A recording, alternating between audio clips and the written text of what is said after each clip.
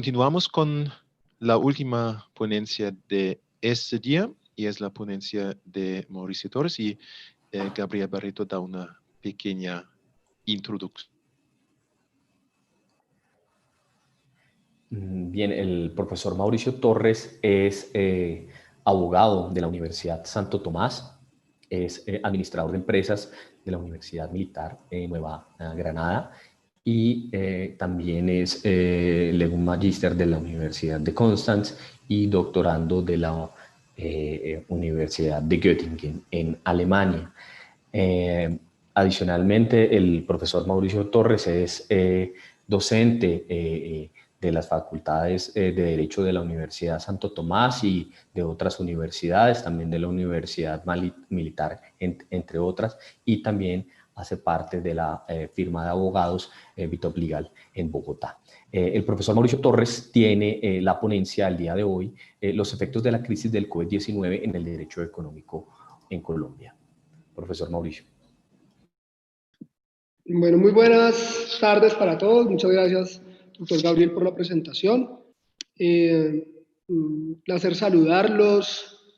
Voy a compartir entonces, por favor me confirman si están viendo en la pantalla las diapositivas. Doctor Gabriel. Sí, sí se están viendo. Bueno, muchas gracias.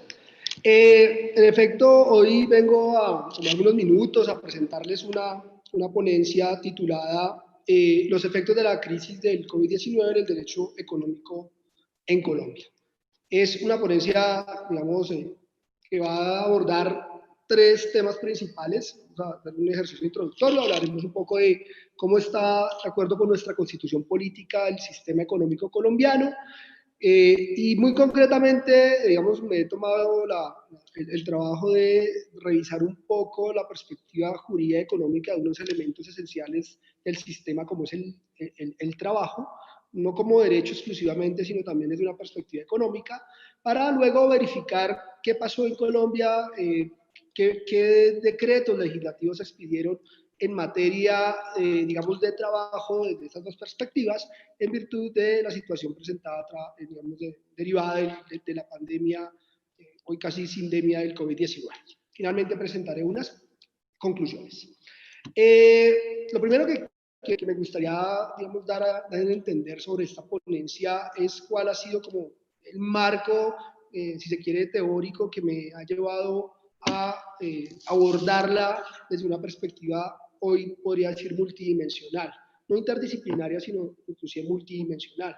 La Organización de Naciones Unidas, como todos tenemos bastante claro, podría ser la principal institución a nivel mundial que, digamos, si se quiere, organiza a los estados y a sus líderes en torno a las decisiones que tendrían que tomarse en las principales materias que afecten a la vida de los individuos, pero también y especialmente de los estados.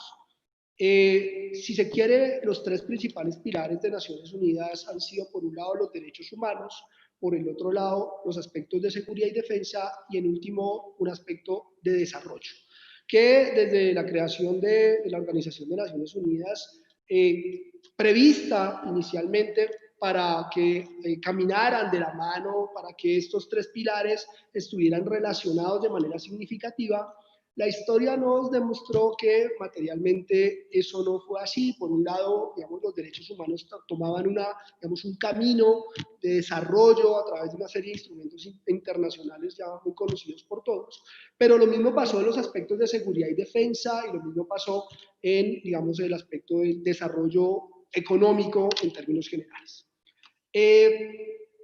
Es muy, digamos, hoy pareciera muy común hablar de la relación que existe en estos tres elementos, pero a manera de ejemplo, apenas en el 2018 empezamos a relacionar derechos humanos con desarrollo sostenible, por ejemplo, con la expedición de Naciones Unidas de los principios marco de derechos humanos y medio ambiente. Es decir, apenas hasta hace un par de años empezamos a encontrar los principios de un desarrollo normativo internacional y de paso en el interior de los estados que digamos que apenas se concreta hasta el 2018.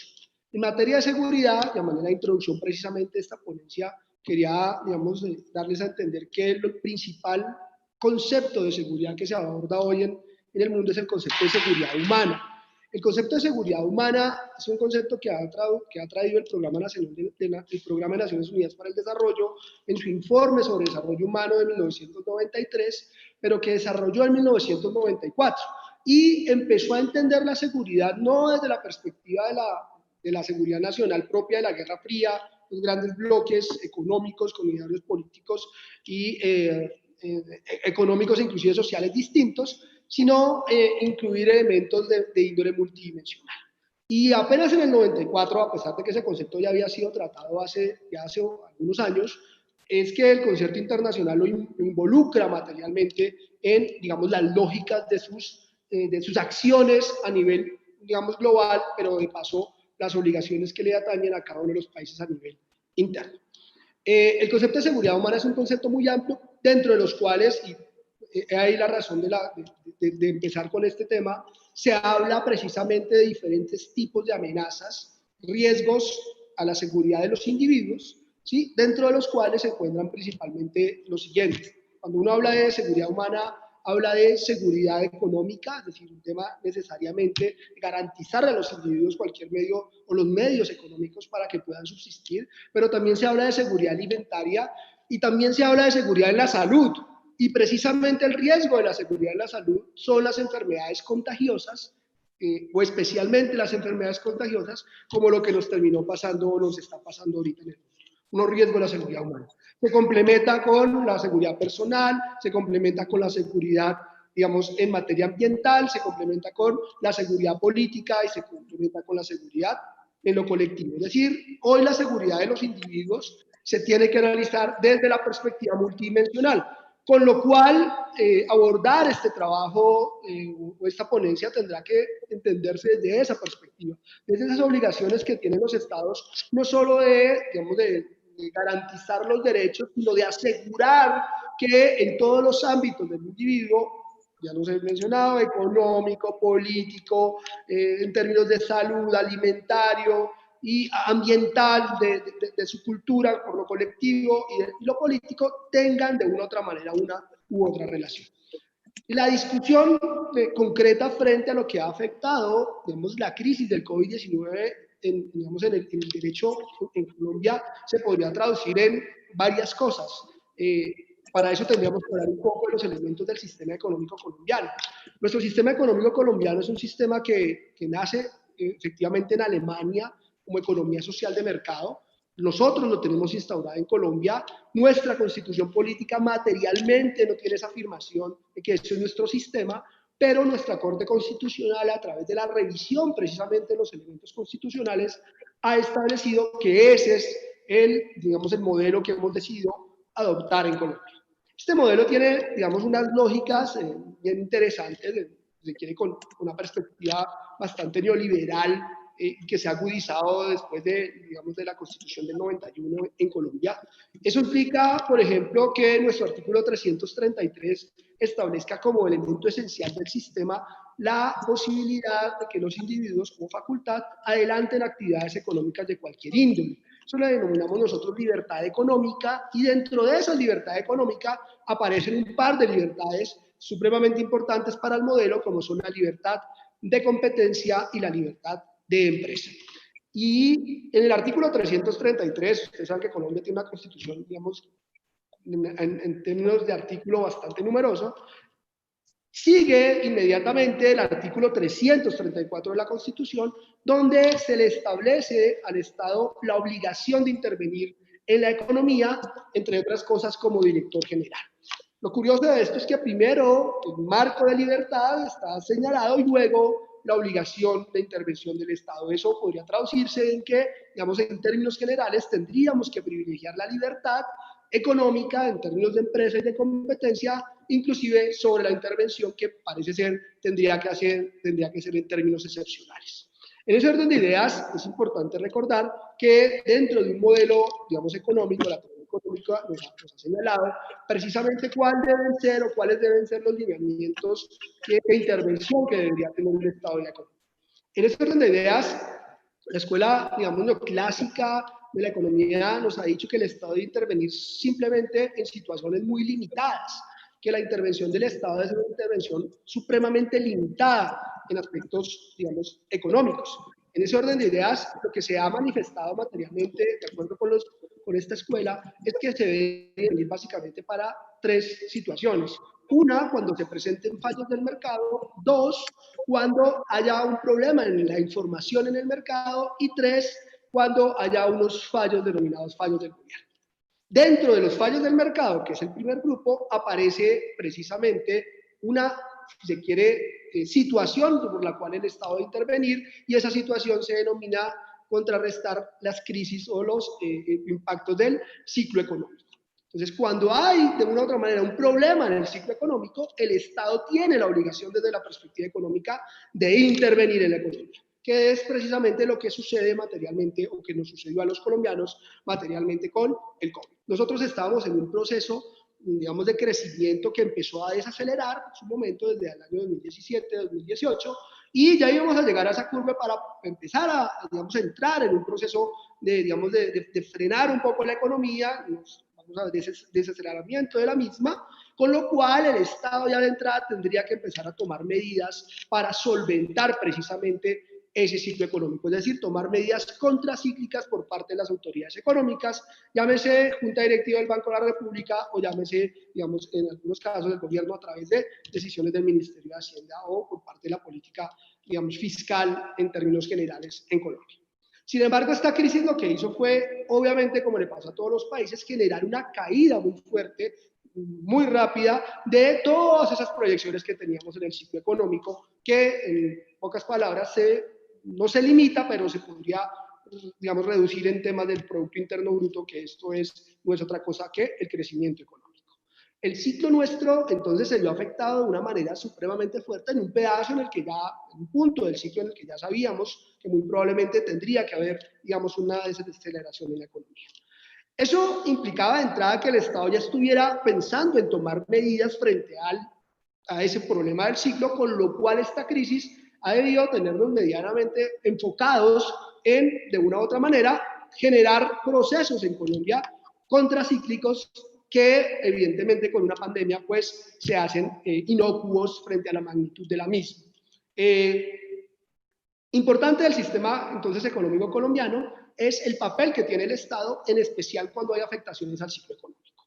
Y dentro de esos elementos esenciales del sistema, pues encontramos claramente digamos, el trabajo. El trabajo está señalado en nuestra Constitución Política, en el artículo 25, y hay una referencia en el artículo 53, lo que se denomina el Estatuto, digamos, del Trabajo. Ahí hay una serie de, digamos, de garantías para los trabajadores en torno, por ejemplo, a los salarios. En Colombia decimos que el salario debe ser mínimo, vital y móvil, con lo cual lo que nos indica o lo que nos quiere indicar es que aparte de cubrir las necesidades básicas, ¿cierto?, también tiene que ir creciendo, ir aumentando, por lo menos en términos reales, digamos, en el tiempo, de acuerdo con el comportamiento de la economía, en este caso, la inflación. Entonces, el trabajo se convierte en uno de los principales objetos, digamos, de estudio tanto económico como jurídico, y en el crisis es supremamente importante tenerlo en cuenta. Entonces, hablar del trabajo desde la perspectiva jurídica, pues, digamos que tendríamos que decir que en Colombia el trabajo, aparte de un derecho, también es considerado como un valor constitucional. Es un derecho de esas características muy propias de derecho económico y social.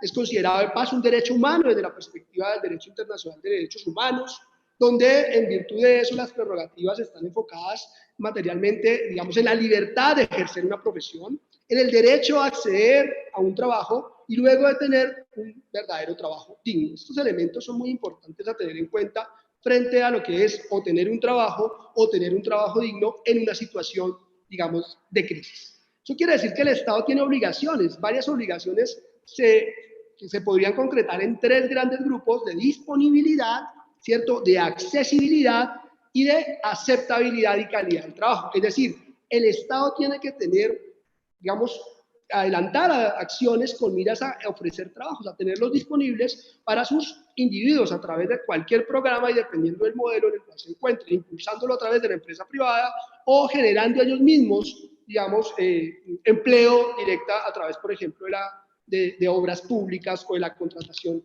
de funcionarios del Estado.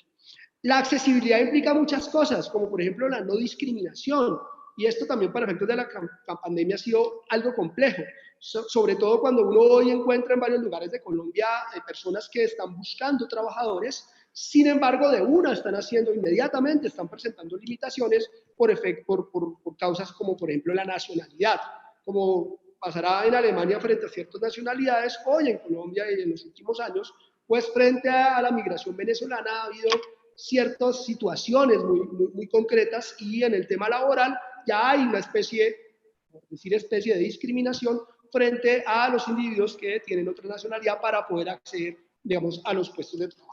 Accesibilidad que puede ser también física, ¿cierto? O inclusive de obtener información.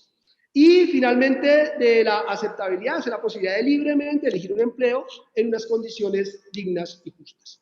En ese orden de ideas, digamos que ha habido un desarrollo bastante interesante desde la Declaración Universal de los Derechos Humanos del artículo 23, donde se menciona el trabajo y concretamente el trabajo decente, que han sido incorporados, digamos, por Colombia digamos, en el ordenamiento jurídico y que se traducen en algunas reglas digamos, del Código Sustantivo del Trabajo. Pero aquí es donde, digamos, cobra relevancia lo que pasa con la crisis. En épocas de crisis desde la perspectiva económica, pues nos enfrentamos a un modelo de mercado, un modelo neoliberal, un modelo que a pesar de que hay una intervención del Estado, es una intervención limitada en la economía por cuanto, digamos de nuevo, se privilegia la libertad y se entiende el trabajo desde la perspectiva neoclásica del trabajo, es decir, se entiende el trabajo como un mercado igual a cualquier otro mercado, reglas de oferta y de demanda, ¿cierto? Entonces, digamos, la intervención del Estado en materia, digamos, normativa para lo que ha pasado en la crisis, pues no podría de otra manera invadir ese ámbito de libertad que tendrían los ciudadanos y los empleadores y empleados, o posibles empleados, de negociar, de acordar directamente sus, digamos, reglas del juego en la relación que puede surgir entre uno y otro.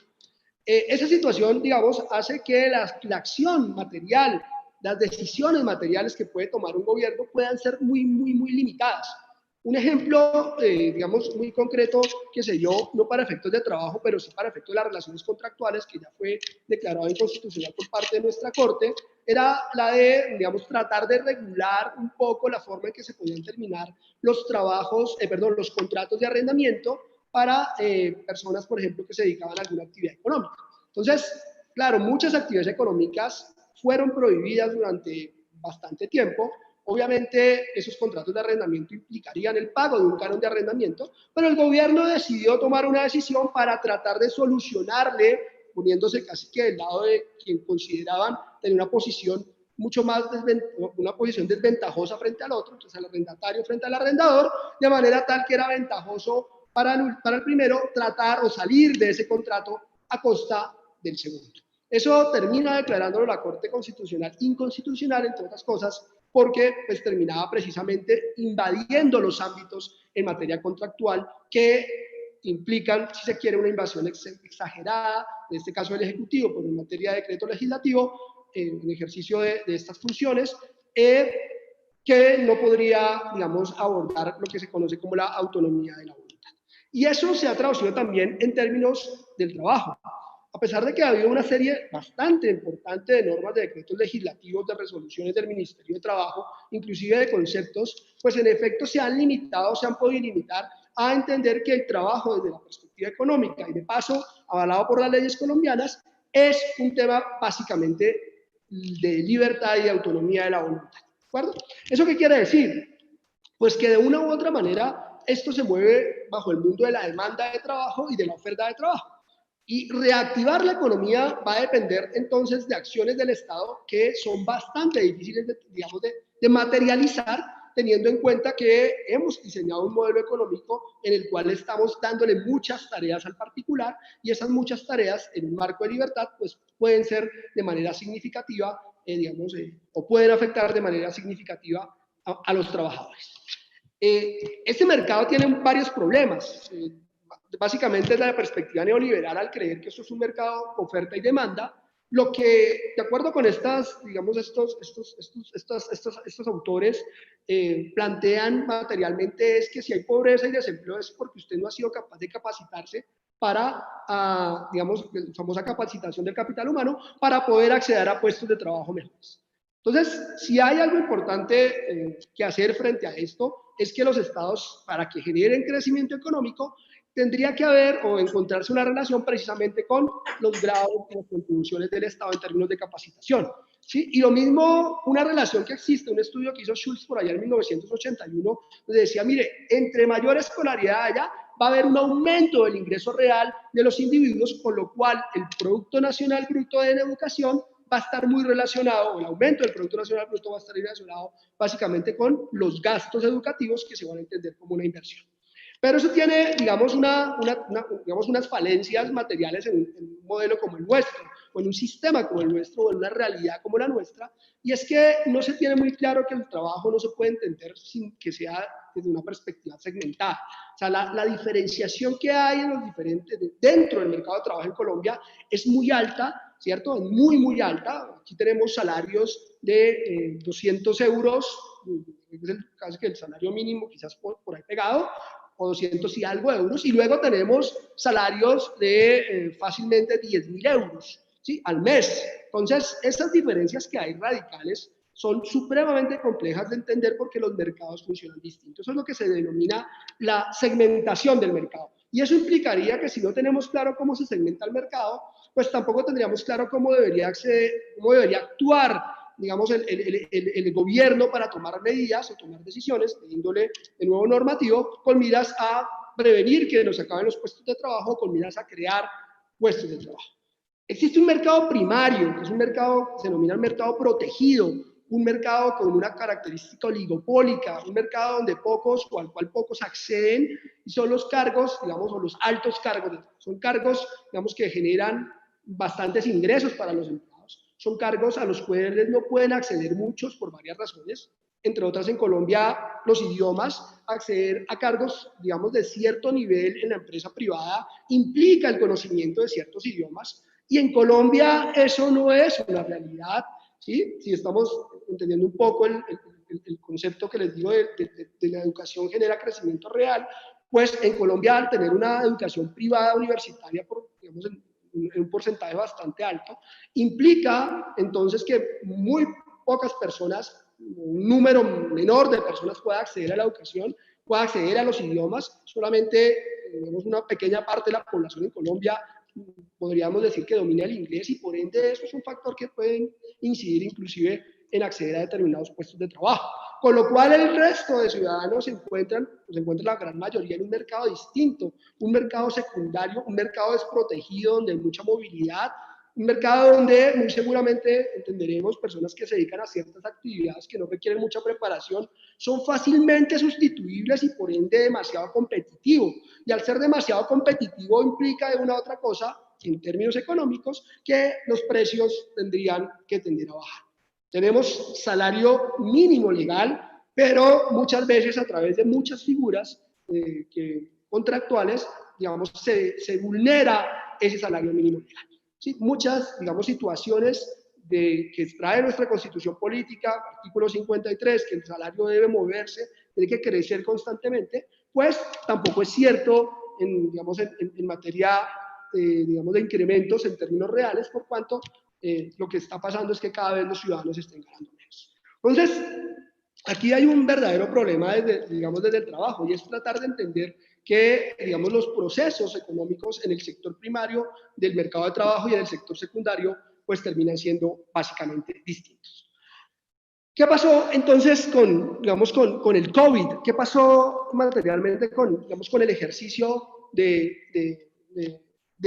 Estado frente al COVID? Dijeron, bueno, aquí lo que toca hacer es retornar un poco a la idea keynesiana de intervenir en épocas de crisis a través de una intervención fuerte del Estado con el gasto. Nosotros hemos calculado en Colombia que nos vamos a gastar 70 billones de pesos en virtud de la crisis. 70 billones de pesos es algo parecido al 25% del presupuesto de un año. sea, el 25% del presupuesto de un año para aproximadamente, es lo que nos va a costar a nosotros en términos generales la crisis. La pregunta que se hace es, ¿qué medidas materialmente tomó el gobierno? ¿Qué hubo? Entonces, tomamos una cantidad de decisiones. Por ejemplo, está el decreto 488, donde los trabajos podían retirar sus cesantías que se encontraban en los fondos privados de una manera mucho más fácil, a pesar de que no habían quedado cesantes, podían retirarlas, ¿cierto? Obliga, por ejemplo, las ARLs a hacer una cantidad de cosas, pero en materia de generación de empleo, uno encuentra no tantas cosas como uno quisiera. Por lo menos hay unos 25 decretos relacionados con el trabajo, pero hay unos que son supremamente importantes. Primero, se crea un programa que se llama Programa de Apoyo al Empleo Formal, el PAEF, ¿cierto? Ese PAEF, creado con el decreto legislativo 639, pues implicaba asignación de unos recursos por parte del Ministerio de Hacienda para la generación, digamos, de empleo. Fue objeto de modificación por un par de decretos adicionales, ¿sí? Pero digamos que aparte de este programa de apoyo, se han generado dos programitas adicionales. Uno que era el auxilio económico a población sin trabajo, básicamente a través de subsidios, y otro que era un apoyo para el pago de las primas de servicios y el pago de unas nóminas por parte del gobierno. Es decir, lo que se hizo o las medidas que se toman en el gobierno nacional frente al trabajo a través de estos decretos, especialmente uno que ha sido, de los más importantes y analizados, el decreto 770 de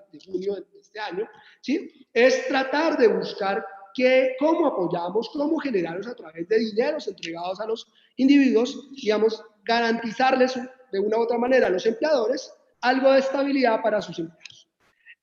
No existen figuras como el Kurzarbeit alemán, esto no es posible en Colombia.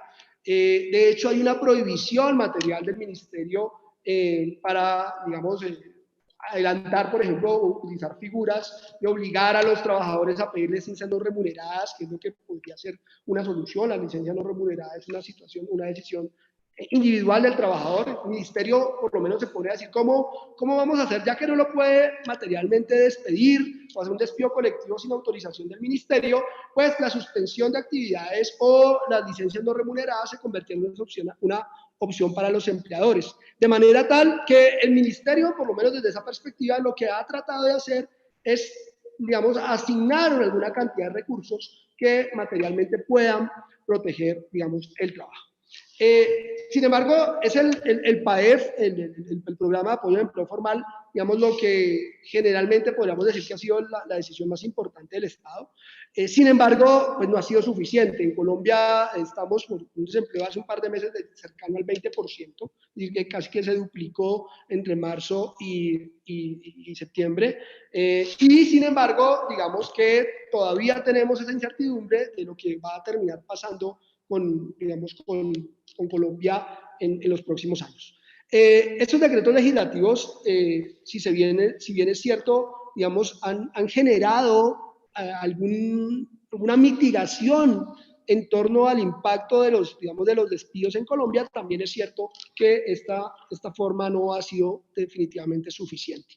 Los recursos, y de nuevo centrándose en la teoría económica, uno esperaría que, si bien es cierto, hay unas obligaciones mínimas de intervención, también es cierto que en crisis se tendrían que tomar unas medidas de índole, supremamente importante. En Colombia tenemos una figura que es la famosa regla fiscal, y la regla fiscal es una medida para controlar el déficit presupuestal colombiano, y esa medida ya, fue obviada por los gobiernos. Ya básicamente no vamos a tomar esa medida, lo que vamos a hacer es endeudarnos, si se quiere, para poder obtener recursos para solucionar la crisis. El verdadero problema, y es básicamente el planteamiento de esta ponencia, es que en Colombia lo que le hemos aportado es a los subsidios, y los hemos apostado a los subsidios por una razón. Hay un concepto que se ha manejado últimamente, que lo que estamos viviendo no es una pandemia, sino una sindemia, y en un país como Colombia eso se hace evidente. Es decir, si uno mirara quizás las estadísticas detenidamente, a priori podría decir que esto está afectando a mucha gente en términos, etarios, de edades, pero también en términos socioeconómicos el impacto que hay en la población más vulnerable también es, y seguramente podrá seguir siendo, mucho más compleja, porque son personas que a las cuales el mismo Estado no les ha garantizado esos famosos lineamientos de seguridad humana. Es decir, hay personas que en Colombia no tienen seguridad económica, que definitivamente les toca salir a trabajar, buscar la manera de conseguir recursos, porque los subsidios no van a ser suficientes para todos los colombianos. Es decir, en Colombia lo que ha demostrado esta pandemia, sindemia, es precisamente que nosotros nos encontramos ya en un momento casi que de crisis económica.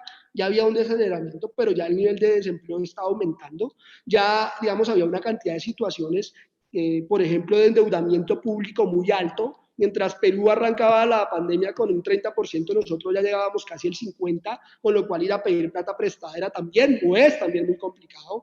Ya teníamos unos procesos de inflación, digamos, importantes, con lo cual tampoco podríamos acudir a la impresión de billetes, a la emisión de dinero.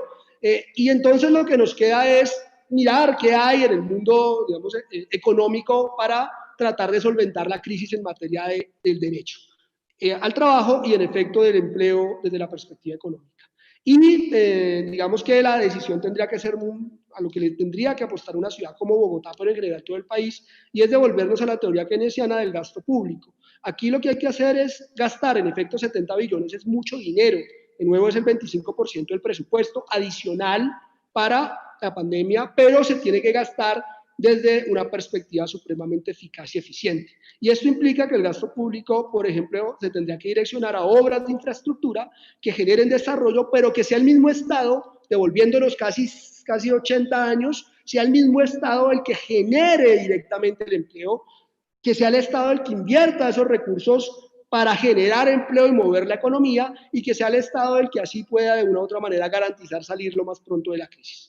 La preocupación general es que no sabemos qué va a pasar en diciembre. La preocupación general es que materialmente las decisiones del Estado son decisiones mínimas, o sea, crear unos programas de subsidio no van a ser suficientes desde ninguna perspectiva. La preocupación es que las decisiones de la Corte frente a esas cosas han encontrado inclusive que esas medidas alcanzan a ser, digamos, violatorias de algunos derechos, algunos límites a los derechos constitucionales, con lo cual, digamos que nos espera, digamos, una situación bastante compleja para nosotros en estos momentos. Me tomé 5 minutos más. Muchísimas gracias por la atención.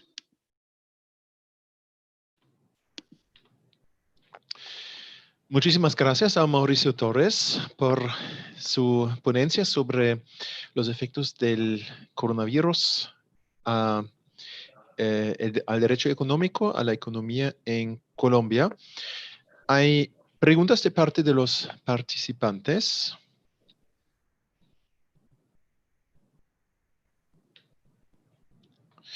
Pues entonces una pregunta mía, una intervención mía. En Colombia, como escuché en la ponencia, hay más o menos un programa de dar subsidios también a personas individuales afectadas por la crisis, pero también a empresas. En Alemania eso lo hay también, un programa, y para financiar eso, el gobierno alemán ha tomado varios adicionales préstamos, pues créditos, pero hay también otras medidas en Alemania para dar un poco de ayuda a las empresas afectadas, y una medida es que pues en Alemania hay una obligación de pedir, de solicitar el proceso de insolvencia cuando la empresa es insolvente, es decir, que está en el estado de iliquidez o de sobreendeudamiento. Entonces hay en Alemania una obligación de solicitar el procedimiento de insolvencia. Y en Alemania este proceso es normalmente dirigido a la liquidación de empresa, es decir, la empresa entonces más o menos desaparece. Para evitar eso, para evitar una onda de insolvencias, el legislador alemán ha suspendido esta obligación de insolvencia para hacer posible a las empresas que ahora a causa del coronavirus están en una crisis económica de más o menos recuperarse y de esa manera evitar la insolvencia en el caso ideal. ¿Hay algo parecido también en el derecho económico colombiano? Bueno, digamos que las reglas generales, nosotros tenemos ley de insolvencia tanto para personas naturales como para personas jurídicas, ¿sí? Sin embargo, digamos, en torno a las medidas que ha tomado el Estado, están mucho más enfocadas básicamente o exclusivamente en los subsidios disfrazados de varias maneras, ¿sí? Entonces, ¿qué se ha intentado apoyar o qué se ha intentado, digamos, si se quiere subsanar con esta crisis a través de recursos públicos? El pago de salarios. Por ejemplo, el gobierno nacional se encargaría con este programa durante un tiempo de pagar el 40% de un salario de un trabajador. ¿Sí? Eso querría decir que si se cumple con los requisitos de haber sido formalizado, nosotros tenemos acá un sistema que se llama el PILA, o digamos los aportes a la seguridad social. Entonces, este empleador que ha sido juicioso, que tiene a sus empleados inscritos, puede solicitar ese apoyo al gobierno, que para en pesos colombianos correspondía a 351.000 pesos. Ha tratado de flexibilizar un poco obligaciones de índole laboral, por ejemplo, el pago de la prima de servicios. Nosotros tenemos el pago de la prima de servicios dividido en dos pagos, uno en mitad de año y uno a final de año. Entonces dice, vamos a tratar de buscar la manera de que se pague por cuotas. Vamos a tratar la manera, digamos, de hacer ciertas, digamos, flexibilizaciones con ese apoyo, y desde el índole tributario, no con, digamos, liberarlos de las obligaciones, porque al fin y al cabo muchos de esos impuestos ya son recursos públicos, o los impuestos en general, como el IVA, son recursos públicos, como el impuesto de renta, pues de últimas, lo que corresponde al año inmediatamente anterior. Sin embargo, pues en las finanzas de la mayoría de empresas en Colombia, esos recursos salen desde el transcurso del año siguiente. No hay muchas empresas, sobre todo en las medianas empresas, unas previsiones para ir, si se quiere, guardando los impuestos para luego declararlos y pagarlos. Entonces, lo que hicieron fue correr los plazos en términos tributarios, tomar unas medidas dependiendo del nivel. En Colombia, pues a nivel nacional la decisión va a ser digamos, del Ministerio de Hacienda a través de la DIAN, pero a nivel territorial, por ejemplo, en Bogotá ya dijeron, el impuesto predial va a ser exactamente el mismo 2020 que el 2021. Son medidas que de nuevo, a mi modo de ver, se van a quedar muy cortas, porque, digamos, el problema, y por eso me voy mucho al tema económico, y es el problema es de mercado. Es decir, el Estado no va a poder solventar a través de subsidios esto mucho tiempo. Colombia no es un país que tiene muchos recursos. Colombia es un país que entra a la crisis endeudado en el 50% de sus ingresos corrientes. Es decir, que ya llegamos casi en crisis para meternos en una crisis más profunda. Y salir de esa crisis, digamos que cada vez los mecanismos se nos cierran. Eso menciona, en Alemania van al endeudamiento. Nosotros tenemos un nivel de endeudamiento que ya está en los límites de lo que podría ser un problema a la postre de sostenibilidad fiscal. Nos tocó, digamos, obviar muchas reglas, como la regla fiscal, que el año pasado inclusive ya la habíamos, digamos, ya la habíamos hecho un arreglo de 5 puntos básicos, porque tenemos migración venezolana y entonces decidimos conseguir recursos para atender la migración, y hoy volvemos a tener esa situación en Colombia, porque esta crisis nos cogió no solamente con la crisis de los colombianos, sino aunado también a un elemento adicional que es migración venezolana, que ha impactado en muchos sectores de la economía y del empleo. ¿Sí? Entonces, digamos, las medidas, de nuevo, aparte de estas, no se ha podido verificar mucho en Colombia. O sea, no ha habido, digamos, unas decisiones fuertes y lógicas, porque lo que parece se ha privilegiado es mucho el modelo del crédito. Entonces, sí, hay recursos para crédito, pero acceder al crédito en Colombia es muy difícil. El nivel de riesgo crediticio de los colombianos es muy fuerte, o sea, muy... decían los empresarios, claro, hay dinero para que me presten, pero para que me lo presten materialmente es muy difícil porque no hay cumplimiento de requisitos. Es decir, en pocas palabras, lo que está terminando, o lo que ha pasado en Colombia, es que los recursos se han direccionado mal y se van a seguir direccionando mal mientras no se tomen medidas, digamos, serias en torno a eso. ¿Qué es lo que mira uno en todos esos decretos legislativos?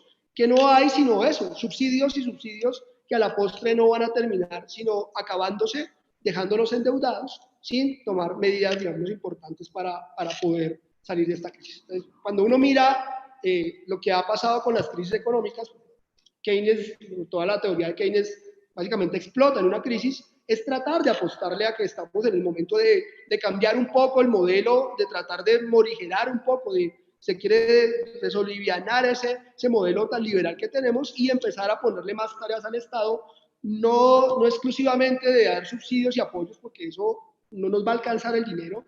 Yo asumo que en otros países sí, en otros países mucha gente tiene trabajo, en otros países los niveles de vida son distintos, nosotros tenemos unas condiciones socioeconómicas muy complejas, muy difíciles, que eso básicamente es plata que en últimas son recursos que en últimas no van a resultar eficientes para mejorar o para salir de la crisis. Y eso se ha evidenciado en Colombia, es decir, por más subsidios que hay, ustedes van a una ciudad, en el centro de las ciudades, y la gente está viviendo como si nada, arriesgando su vida, porque no le queda, digamos, otra opción. Muchas gracias. Hay otra pregunta de María Julia Ochoa, por favor. Hola, buenas tardes. Muchas gracias por cederme la palabra. Yo tengo una pregunta que me va a perdonar, pero es que no puedo dejar de hacerla. Usted acaba de referirse a la migración venezolana. Yo soy venezolana, como dijo el profesor Michael Stover cuando me presentó, y siempre se habla de los efectos negativos de la migración venezolana. Para mí resulta inevitable preguntarle si no existe algún aspecto positivo de la migración venezolana, y particularmente si no cree que algunas veces deberían compensarse esos comentarios que abundan sobre los aspectos negativos que, por supuesto, tienen que existir, existen, y pues para tratar de equilibrar un poco, en caso de que usted creyera que existe algún aspecto positivo de la migración venezolana. Gracias. La migración siempre ha sido supremamente importante para el desarrollo de los estados. ¿Por qué? Porque claro, en un modelo como el nuestro es un mercado competitivo y lo que vamos a llegar nosotros es a competir. No sé si, digamos que en el modelo económico la competencia es lo que genera eficiencia, ¿cierto? Entonces, precisamente mi comentario iba frente a las finanzas públicas, no porque fuera buena o mala la migración, sino que es una realidad que requirió o que requiere apropiación de recursos, ¿sí? Precisamente para cumplir muchas de nuestras obligaciones, voy a decir hasta históricas, con Venezuela, pero que a la postre impactan en el presupuesto de la nación, ¿cierto? Digamos, ¿qué pasó el año pasado? Hubo una apropiación de recursos. Dime. Perdón, es que me parece que no va respondiendo mi pregunta. Sobre el aspecto negativo se sabe mucho, pregunto sobre los aspectos positivos, perdón. Claro, pero no, es que, digamos, asignar recursos no necesariamente es negativo. Precisamente la lógica es en qué se asignan los recursos.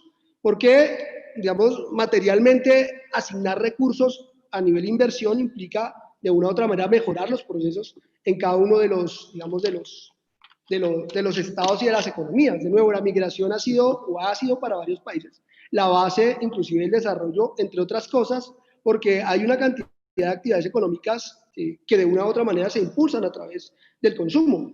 Digamos, la migración en general implica que hay una ampliación del mercado. La migración en general implica materialmente que haya procesos de competencia, lo que en teoría, que se ha demostrado, seguramente también mejora los procesos. Es decir, el talento humano de donde venga, independientemente que llegue digamos, a suplir determinados puestos, también implica que si han sido suplidos es porque, digamos, en términos de competencia, puede ser que no haya habido, digamos, los procesos adecuados para generar ese talento humano. Entonces, como todo lo que acaba de mencionar usted, pues todo tiene aspectos positivos y negativos. Digamos que yo podría creer que si pudiéramos hacer una diferenciación, que no quiero tener muy claro hoy que haya un estudio de eso, de cuánto puede ser el aporte de la migración al PIB en Colombia, seguramente podríamos encontrar que han aportado lo suficiente. Y lo puedo decir porque es lo mismo que ha pasado en Estados Unidos. Si en Estados Unidos, digamos que se sataniza significativamente la migración en muchos aspectos, pero luego cuando ven el aporte a la economía de los migrantes, resulta que dan un aporte supremamente significativo, ¿sí? Y lo mismo seguramente pasará en Colombia, es decir, el tema digamos, de la asignación de recursos no necesariamente es un tema, digamos, negativo, y de hecho todo el ejercicio va para allá, y es en qué materialmente vamos a gastar los recursos. porque si es de subsidios, independientemente como sea, muy seguramente eso no va a generar los procesos que, digamos, seguramente necesitamos en un país como Colombia para poder salir lo más rápido de la crisis.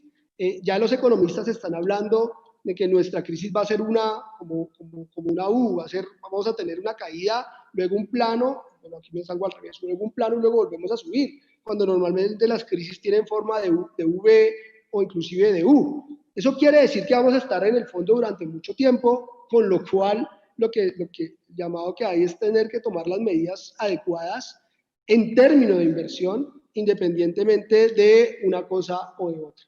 No sé si, doctora, quedó su pregunta. Sí, su posición queda muy clara. Muchísimas gracias. Vale. Muchas gracias.